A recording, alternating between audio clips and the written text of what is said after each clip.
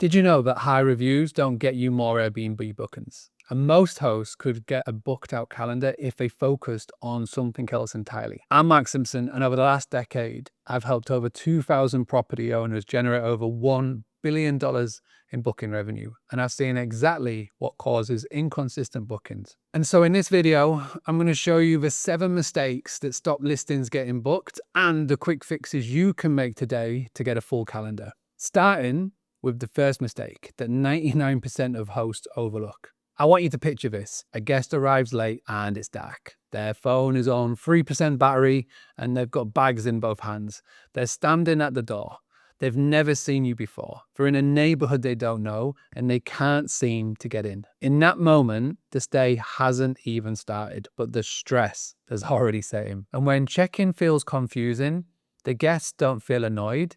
They feel unsupported. And if they feel unsupported, they start to feel unsafe. And once that feeling lands, everything else gets judged in the same way. And even the best property in the world starts to feel like a risk they shouldn't have taken. This is why hotels obsess over arrivals. They know the first 10 minutes decides whether a guest relaxes or stays on the edge. But Airbnbs don't have a reception desk, which means you have to replace that reassurance with something physical, clear, with impossible to miss. So how do we, as property owners and not hotel managers, fix this issue? Well, you could put arrival card in the first place a guest's eyes go when they walk in. Not hidden in a folder, not buried in an online guide that they'll never read, but sat there like it's waiting for them. A clean, laminated card on the table or kitchen counter that says in ridiculously clear language, Wi-Fi name and password, how the lock works in one sentence, where the heating is, how to get hot water, where to park, and what to do if something stops working. It sounds small,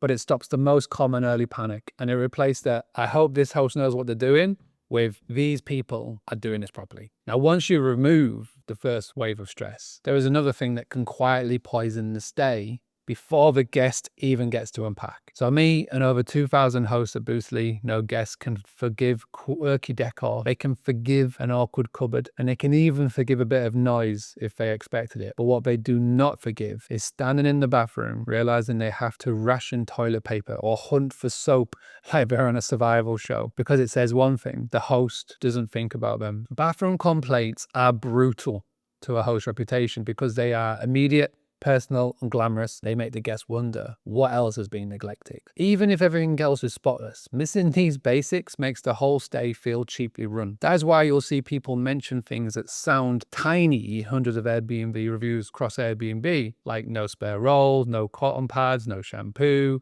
only one towel each, because it isn't really about the item, it's about the picture that you've painted by leaving the basics out. They don't feel cared for. And so the fix is to make the bathroom say, we've got this covered. You've got to create a hotel-style bathroom basket that is visible. You can put in spare toilet roll, spare bin bags, spare cotton pads, makeup wipes, shower caps, and a couple of decent spare towels. And if your place attracts those light sleepers, add those little things like earplugs, because that one tiny move could prevent noise complaints turning into an awful review. And this works because you are removing the feeling of being dumped in a space and replacing it with the feeling of being looked after. Now, if you really want the guests to describe your place as thoughtful or high-end or above and beyond, you have to win the next moment where the brain decides whether you're a good host or just another generic listing. You need to win the first morning because that is when the comfort signals in the back of their mind start to go off. So when guests wake up and realize there's no coffee, or there's just a dusty jar of instant from 2019, the emotional tone drops instantly.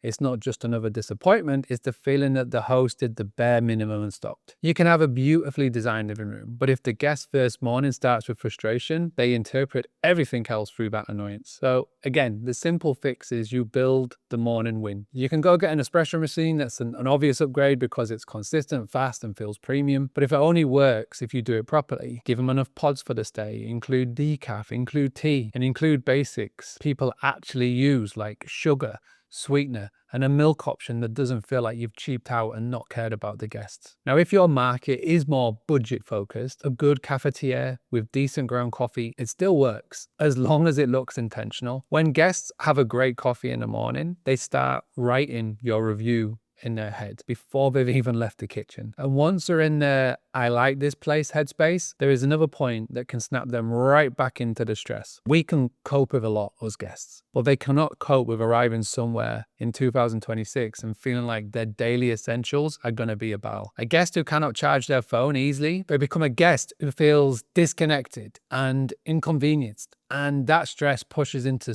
everything else. So communications, directions, work, and even checkout. Listen, it does sound dramatic, all of this, but when someone's battery is dying and they're traveling in an unfamiliar place, it generally does feel like the world is ending. The worst part is that they often won't message you about it. They'll just quietly get annoyed and mention it in the review because it feels like such an avoidable failure. So here's the fix, and it needs to look deliberate. Put bright, obvious charges where guests need them most, could be by the bedside and near the sofa. Do not hide them in a drawer like a spare cable you forgot about, and use multi-cables that cover USB-C and Lightning and label them so guests know where to use them. If you want to go that little step further, add a power strip by the bed. Hotels do this for a reason. This is one of the highest return amenities on earth because it prevents a daily micro frustration that kills the goodwill. Now, once the stay feels smooth, the next thing you have to fix is the reason so many guests are suspicious of Airbnbs in the first place. Guests are increasingly suspicious of Airbnbs because too many stays now feel like sterile hands-off units run by someone who is a million miles away. When guests feel that, they are less forgiving and more critical, and far more likely to leave a bad review that doesn't really sell your listing to the next person. A stay that feels not very human doesn't just reduce enjoyment, it damages trust. And that same trust is what drives bookings. If guests don't feel a human behind the property, they assume problems will be handled slowly, poorly, or not at all. And that is why these boutique hotels beat big chains on emotion. The room might be the same size, but the care feels different, and people pay for the feeling. On Airbnb, you have to manufacture that feeling intentionally because the platform doesn't guarantee it anymore. So the fix is one human moment that proves you're present. Leave a handwritten welcome card using their name. Keep it short, warm, and normal. And add one-liners that shows you've paid attention. Wish them luck with a wedding weekend or hoping they're enjoying traveling with their dog. If you strengthen it, add one more tiny little local touch like a small snack from a nearby business or a community journal where guests can leave notes about their favorite places. This works because it creates emotional connection to the stay. They stop reviewing a random property and start reviewing you instead. Once you've made that stay feel human, the next thing is what stops guests feeling abandoned in those first few minutes after arrival. The early minutes of a stay are where guests decide whether your home is being run with care or whether it is being run like a rotation unit. When they feel the second way, they become less forgiving and more likely to write reviews that sound flat, even if nothing technically went wrong. Our hotels, they understand this, which is why even basic hotels can offer a bottle of water and make you feel looked after. It isn't the water, it's the signal that someone thought ahead so you didn't have to. If a guest arrives and immediately feels like they have to get out, back in the car, go shopping just to settle in, they don't feel hosted, they feel dumped. And that emotional tone is hard to recover from. So the fix is a tiny welcome kit that feels like a rescue mission. Leave 2 bottles of water, a small snack in a visible place, and make it look intentional rather than you just left it in a cupboard. If your guests are often families, something simple like biscuits work. If your guests are couples, a few decent chocolates does the job. And it's not about luxury, it's about arrival comfort, because that's when guests decide whether they trust you or not.